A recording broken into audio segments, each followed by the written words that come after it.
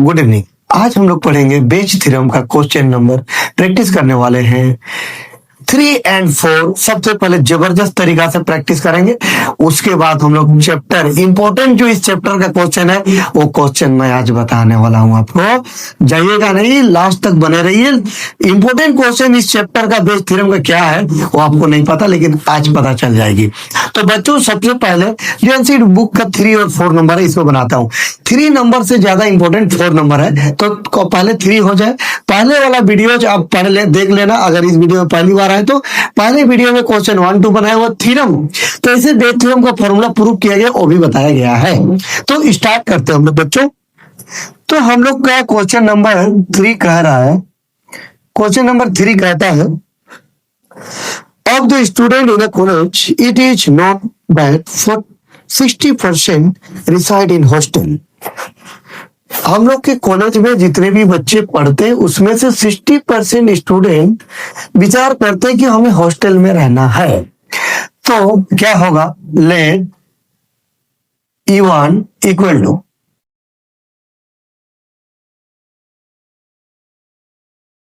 Question number 3 क्या होगी, let E1 equal to an event that students reside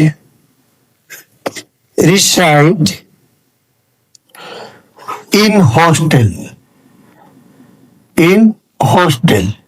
और E2 बराबर होगा an event that student reside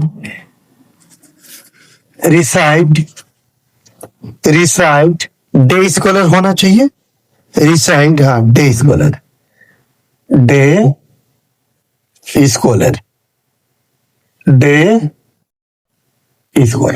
okay. अब हम लोग का P of E1 60%। तो बच्चों परसेंटेज के केस में हमेशा बटे के नीचे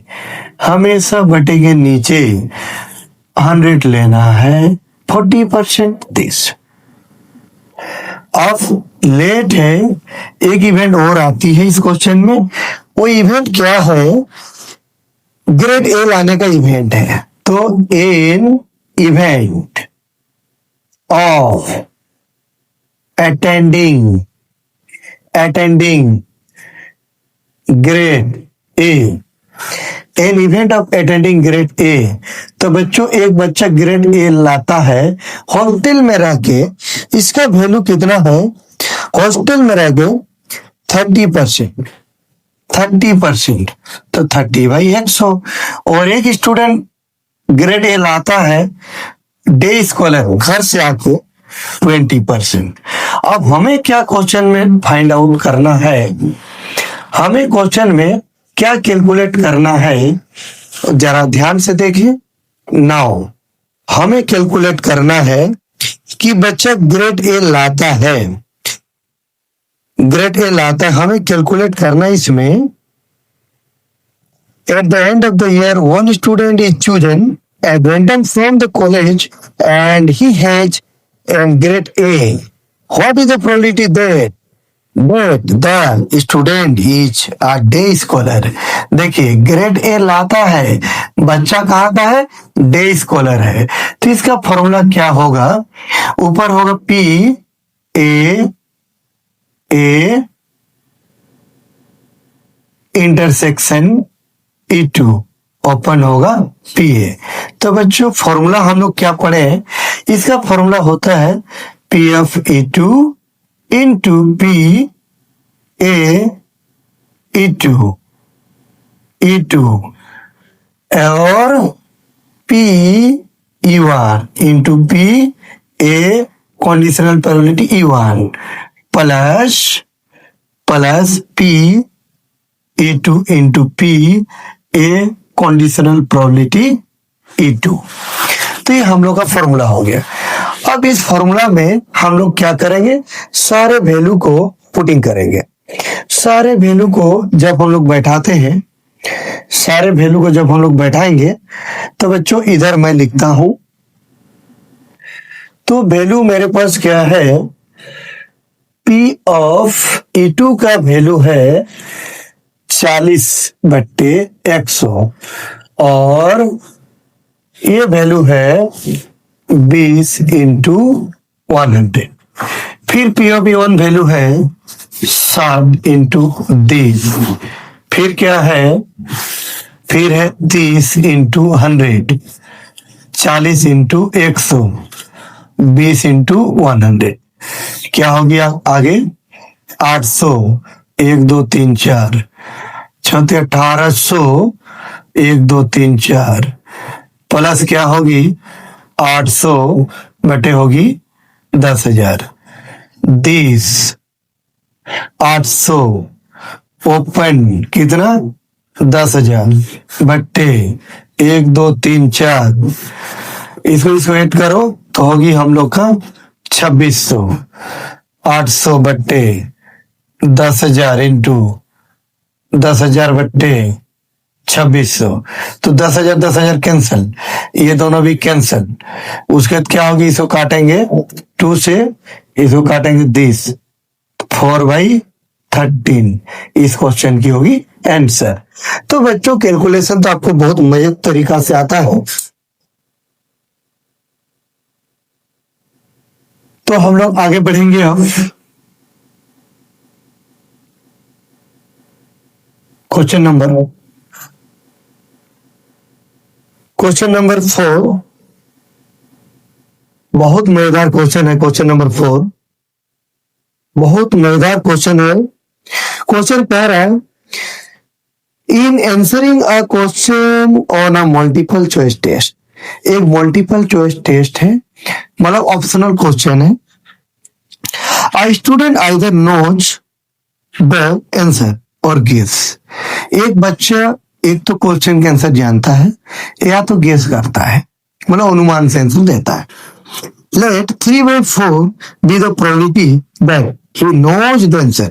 3/4 क्या है, probability है, he knows the answer, and 1/4 be the probability that he guesses। 3/4 जानने की प्रोबेबिलिटी है, 1/4 गेस करने का प्रोबेबिलिटी है।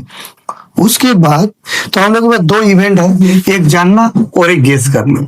हम लोग के पास इवेंट कितने बने, 2 इवेंट है, एक है इवेंट जानना और दूसरा इवेंट है गेस करना। 2 इवेंट है। तो क्वेश्चन नंबर हम लोग का 4, लेट E1 बराबर an event that student knows the answer, और E2 होगा an event that student guesses the answer।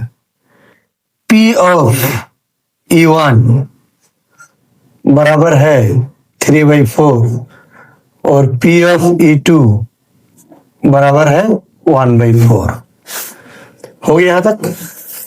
उसके बाद है लेट ए बराबर an event the student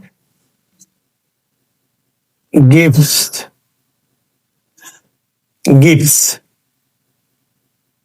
correct answer. बच्चों यहीं पे दिमाग है थोड़ा सा। An student gives correct answer, देखिएगा स्टूडेंट करेक्ट आंसर देता है। कब करेक्ट आंसर देता है, ही नो, जब वो जानता है। तो एक चीज बताओ, अगर आप किसी क्वेश्चन का आंसर जानते हैं तो 100% आप सही बोलेंगे, तो इसका प्रोबेबिलिटी 1 होगा। जानते हैं तो सही आंसर देंगे। आप सही आंसर दे रहे हैं क्या करके, गेस करके। इसका आंसर आपका बुक में दिया हुआ है, इसका सही आंसर होगा 1/4। अगर 4 ऑप्शन होंगे तो 1/4, और अगर 5 ऑप्शन होगा तो 1/5। और क्वेश्चन में क्या मांगा, क्वेश्चन में मांगा what is the probability that student. Question क्या मांग रहा है, देखिए, what is the probability that the student knows. Student जानता है और सही आंसर देता है, इसका प्रोबेबिलिटी क्या होगा। तो ये हमें क्वेश्चन में मांग रहे हैं। तो P E1 conditional probability this का फॉर्मूला होगा P A intersection E1 by होगा P ऑफ E, और इसका फॉर्मूला जानते हैं हम लोग P E1 into A conditional probability E1 P of E1 into A conditional probability E2 plus P of E2 into P A conditional probability E2, ये होगी इसका। अब आंसर में आते हैं हम लोग।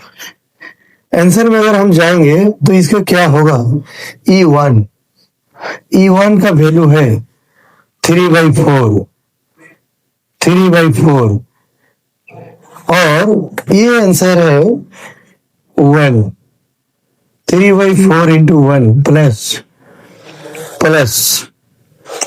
1/4 इंटू 1/4, तो होगी हम लोग का 3/4 1/16, तो इसका एलसीएम लेंगे बराबर 3/4। देखो बच्चों क्या होगा, 4 से इसको डिवाइड करेंगे तो 4 या, तो ये हम लोग का क्या होगा, दोनों का एलसीएम आ गया हम लोग 16, 4 से डिवाइड करें 16 में 4 3 12 प्लस 1, तो 3/4 16 जगह ऊपर नीचे आएगा 13, इसको इससे काटिए तो होगी कितना 4 4 हो गया 12 और ये हो गया 13, ये होगी इस क्वेश्चन का आंसर।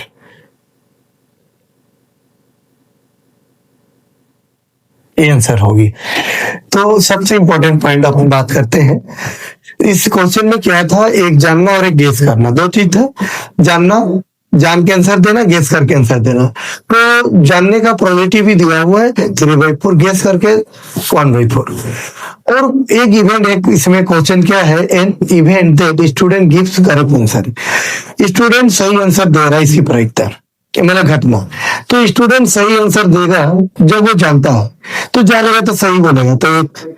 और ये कह रहा है कि स्टूडेंट सही आंसर देगा गेस करके 1/4 का मतलब हुआ कि क्वेश्चन में 4 ऑप्शन है, 5 ऑप्शन होते तो 1/5।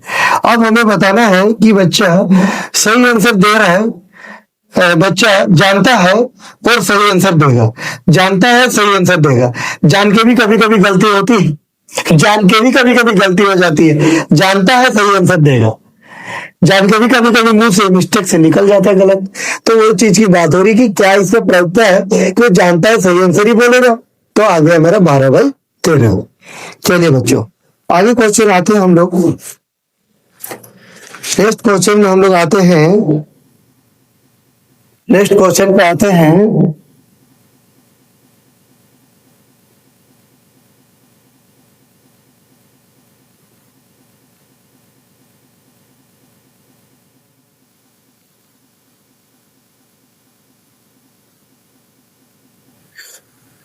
नेक्स्ट क्वेश्चन आते हैं,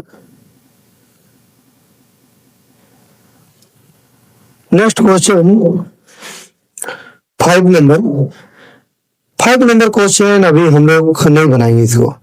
इंपॉर्टेंट क्वेश्चन इस चैप्टर का मैं ले रहा हूं, क्वेश्चन नंबर 6-7 इंपॉर्टेंट में आता है। सबसे इंपॉर्टेंट 12 नंबर होती है बच्चों।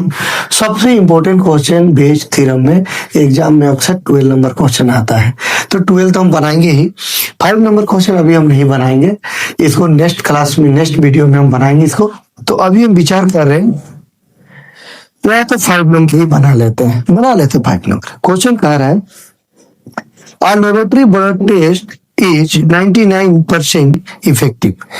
मान लीजिए मैं लेबोरेटरी में ब्लड का टेस्ट कराया, 99% इफेक्टिव मतलब 99% सही बता रहा है, जो टेस्ट कराया 99% सही है, 1% गलत है। Effective in detecting a certain disease when it is in fact present. अगर किसी व्यक्ति में कोई बीमारी है तो टेस्ट कराने से 99% इफेक्टिव मतलब सही आंसर देगा जब उसके पास है। However the test also yield a false positive result for 0.5%. The test also yield false positive result 0.5%. अगर कोई आदमी के पास रोग नहीं है तो पर भी पॉजिटिव रिजल्ट 0.5% दे रहा है। एक व्यक्ति के पास बीमारी नहीं है तो पर भी रिजल्ट 0.5% बता रहा है कि बीमार है, और 99% अगर बीमार है तो सही टेस्ट रिजल्ट देगा। अब टेस्ट आगे बढ़ते हैं। If the healthy person was tested, अच्छा, then with probability 0 this, अगर the test will imply he has the disease.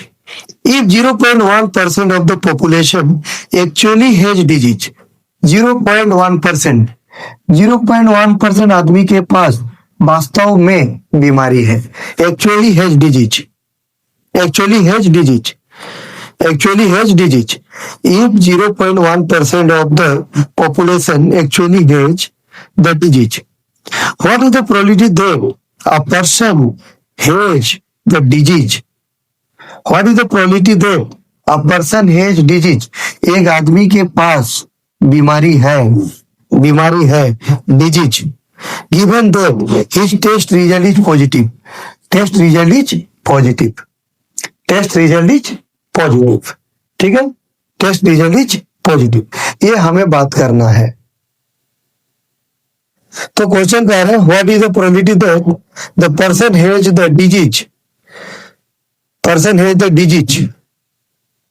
तो क्वेश्चन नंबर बच्चों 5 बहुत इंपॉर्टेंट क्वेश्चन है, ये बहुत ही इंपॉर्टेंट क्वेश्चन है।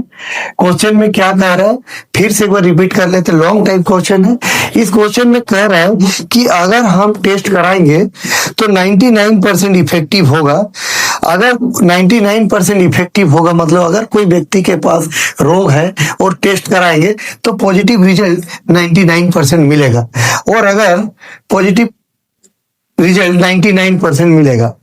0.5% फॉल्स रिजल्ट दे रहा है। आदमी के पास रोग नहीं है तो पर ही बता रहा है कि ये बीमार है, ठीक है। अब हम लोग इसमें विचार करेंगे।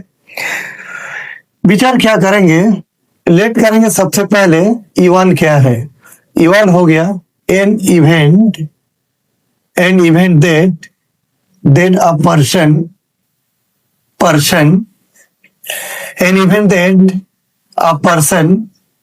Has an event that a person has the disease, an event that a person has the disease, और E2 बराबर हम लोग मानेंगे an event that a person has not the disease, not the disease। अब कह रहा है क्वेश्चन कि हम लोग का जो पॉपुलेशन है उसका 0.1%, 0.1%, if 0.1% of the population actually has the disease,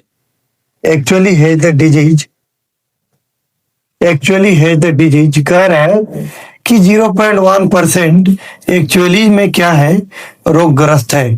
percentage को बच्चों जब भी तोड़ेंगे 100 से डिवाइड करेंगे, तो इसको मैं डायरेक्ट लिखूंगा तो ऐसे लिखूंगा 0.1/100, पॉइंट तोड़ दिए 1000, तो 1/1000।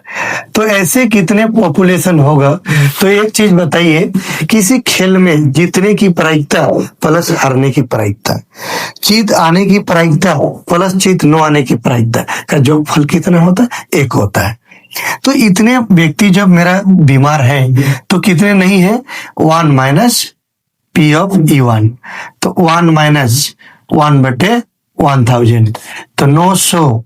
इसको सॉल्व करेंगे तो 999/1000 आएगा। अब हम लोग का क्या लेंगे, लेट ए बराबर लेंगे an event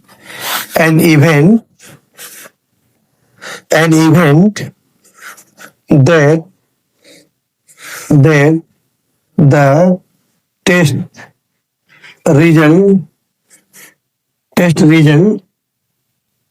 result is positive, test result is positive. तो क्वेश्चन क्या कह रहा है, टेस्ट रिजल्ट इज पॉजिटिव। तो क्वेश्चन कह रहा है इफ फॉल्स पॉजिटिव रिजल्ट 0.5। तो बच्चों हम लोग का अब पॉइंट पे आते हैं। पॉजिटिव रिजल्ट देगा जब उसके पास बीमारी है। तो क्वेश्चन में पहले ही कह दिया कि 99% जो हम लोग का टेस्ट रिजल्ट है वो इफेक्टिव है, मतलब बीमारी है तो 99% सही बता देगा।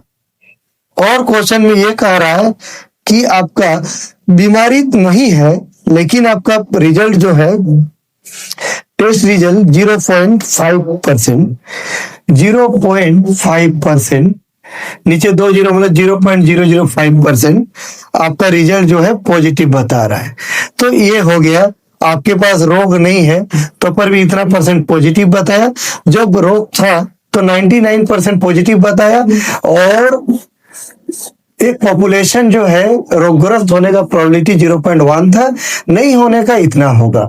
अब देखिए क्या करेंगे हम लोग, क्वेश्चन क्या कह रहा है, हमें अप्लाई करेंगे हम लोग बेच थ्योरम।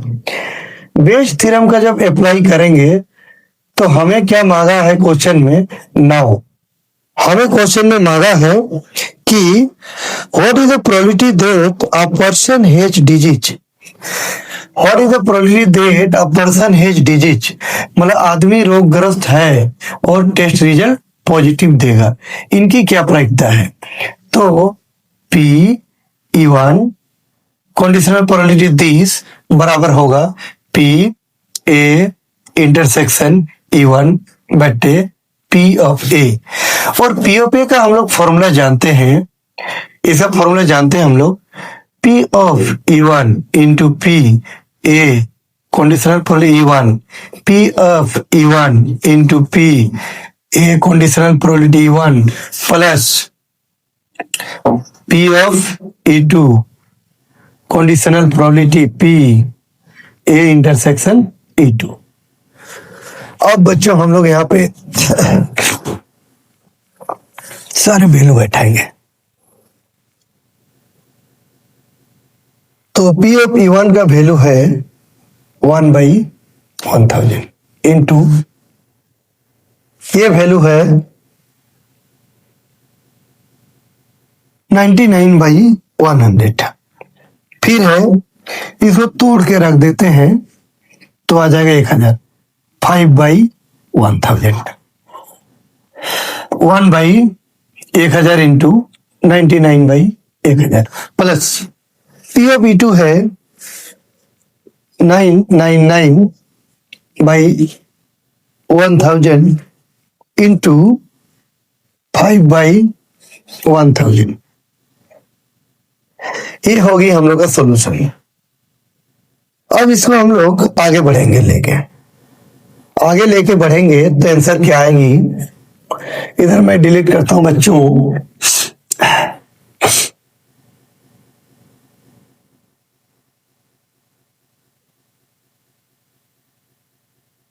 अब क्या है 99 ओपन 1 2 3 4 5 बाय 99 1 2 3 4 5 और 999 इंटू 5 बट्टे 3 गुना करेंगे नीचे नीचे तो हो जाएगी जीरो की संख्या 6 गो हो जाएगी।